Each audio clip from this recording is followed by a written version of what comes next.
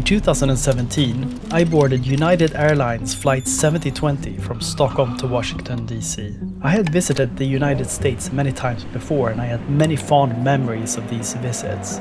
But now I was going there to actually live there for 7 months and to also work for a law firm there.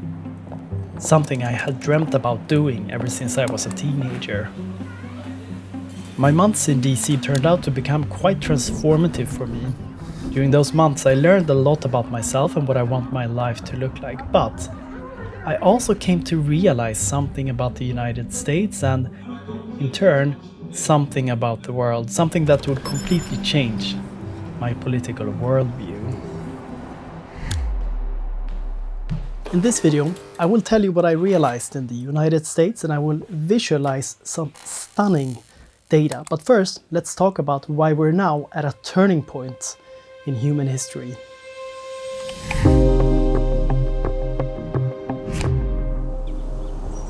So right now I'm sitting in an office in Södermalm in Stockholm, Sweden, which is a wealthy European country.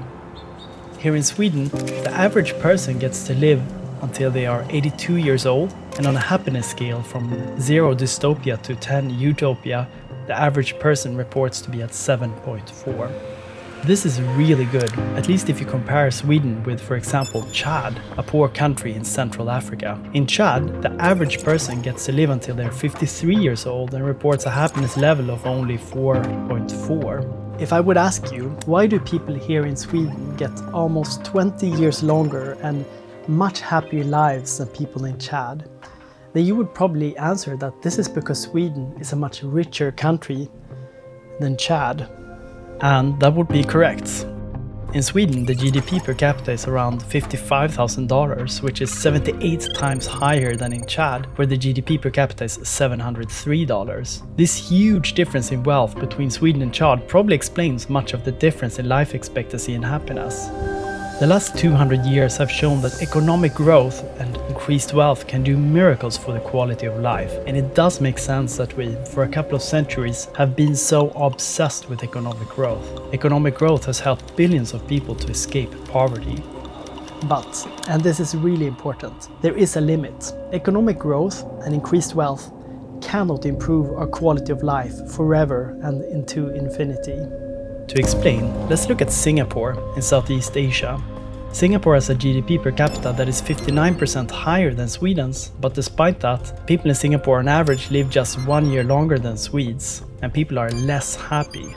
We can also look at Spain. Spain's GDP per capita is 40% lower than Sweden's, but despite that, people in Spain live slightly longer than people in Sweden. Singapore's GDP per capita is also 166% higher than Spain's, but despite that, people in Spain live just as long as people in Singapore. So what is the point I'm trying to make with all these seemingly random data points? It's that economic growth or wealth is really important for poor countries like Chad. But when you start comparing countries that already are rich, like Spain, Sweden and Singapore, wealth doesn't seem to be as important. Let me show you another graph that shows this more clearly. So on the horizontal axis of this graph, we have GDP per capita, how rich a country is from poor to rich. And on the vertical axis, we have how long people live from short to long. If we plot out a large number of countries on this chart, then we'll see that the richer a country is, the longer its citizens live. But once a country reaches a certain level of wealth, additional wealth is no longer strongly correlated with longer lives. And if we look at happiness, we will see the same pattern. For poor countries, happiness increases as wealth increases, but for rich countries, the connection between increased wealth and happiness seems to disappear. So what I'm saying is that happiness and average lifespan, yes, they still vary between rich countries, but this variation does not seem to be determined by how much wealth the country has. Instead, another factor seems to matter more. And when I lived in the United States, I began to realize what this other factor is. When I worked in the US, I was shocked to learn how much more money lawyers make over there. In the US, the entry salary at law firms is between $155,000 and $200,000 per year. In Sweden, it's around $45,000.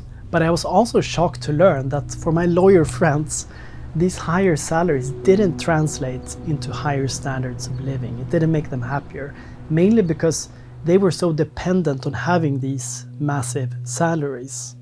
On average, lawyers in the US owe $160,000 in student debt when they graduate. In Sweden, the average is $14,000 in debt.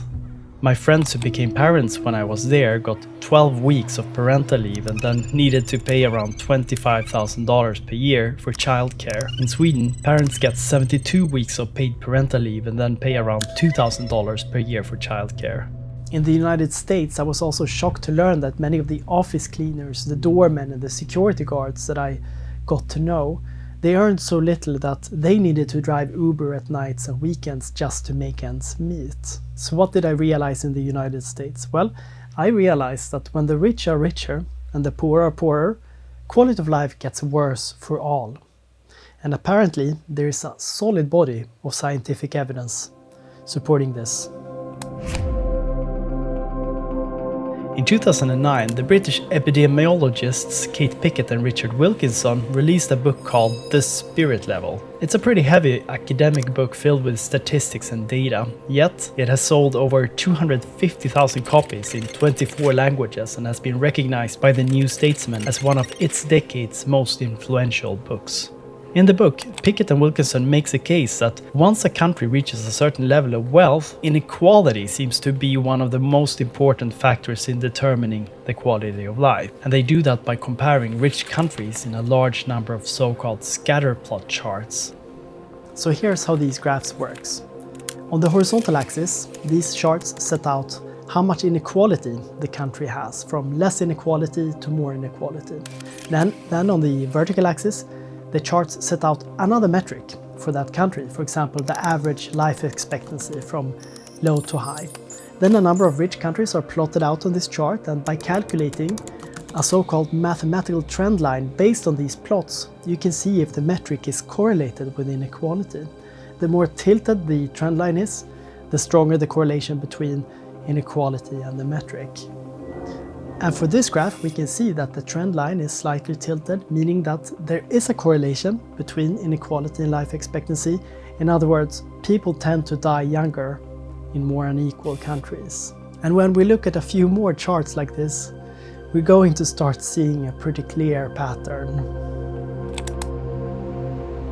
If we look at a few health metrics, we can see that infant mortality rates, in other words, how many children per thousand die before turning 1 year old, increases as inequality increases. And so does the frequency of mental health problems and obesity.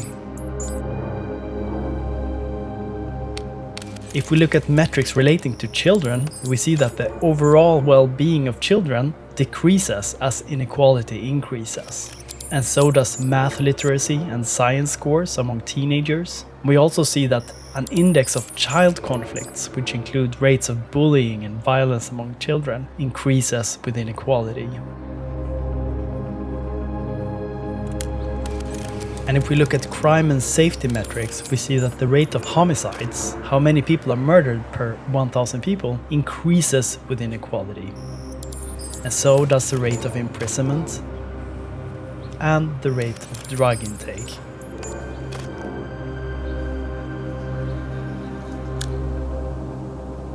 We can also see that trust, as measured by the percentage of people who believe most people can be trusted, decreases as inequality goes up. So does women's overall status, as per an index of women legislators, income gap, etc. And as inequality increases, so does teenage births, as measured by the number of births per 1,000 women aged 15 to 19 years old.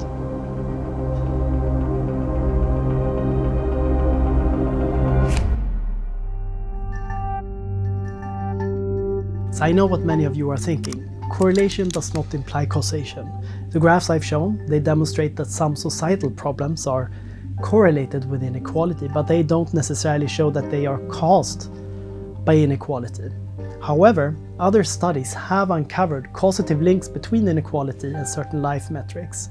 And even when it's not possible empirically to demonstrate causation, the correlations are so consistent and so strong that we simply cannot ignore inequality as a major contributor to societal problems. An argument I often get when I talk about inequality is that life is unfair. We cannot get rid of all inequality. We will always have inequality. And I do agree.